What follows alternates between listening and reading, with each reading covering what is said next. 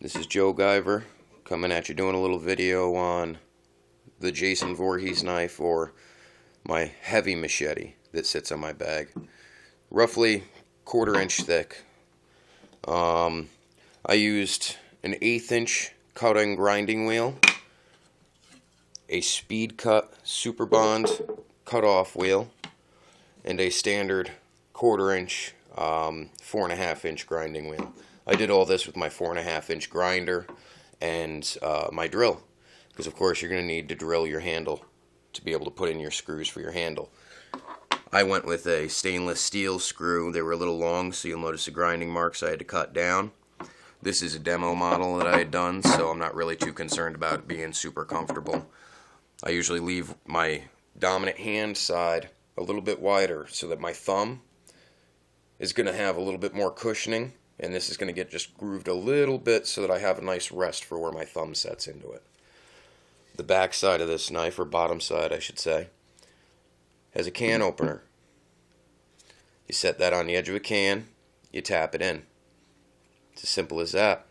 The blade of this isn't done very sharp because I want to be able to use it for splitting wood. This is more something you set down on a log and you beat it down through the log with a stone on the back side. That's why it's such a nice heavy blade. The sawback on here is more for damage purposes. If you happen to run into say a bear or a other invasive species that wants to come at you and attack you. That's why I like the sawback idea. It's not sharp enough to actually cut wood with. You'll notice these teeth are huge. They're not very sharp. It's more damage infliction and scare factor on that.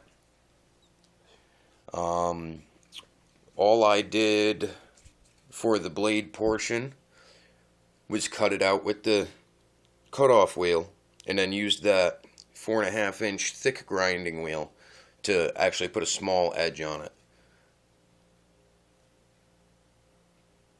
Just sharp enough to basically cut a vine or something if you have to. The weight of the knife does most of the cutting work, not the sharpness of the blade.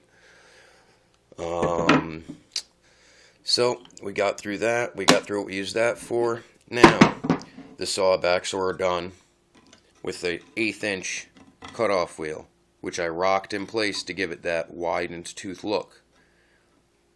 That's how you give that knife that nice aggressive look to it. Some of those have been beat down with stones already. As I said, this was not hardened. This is a demo knife.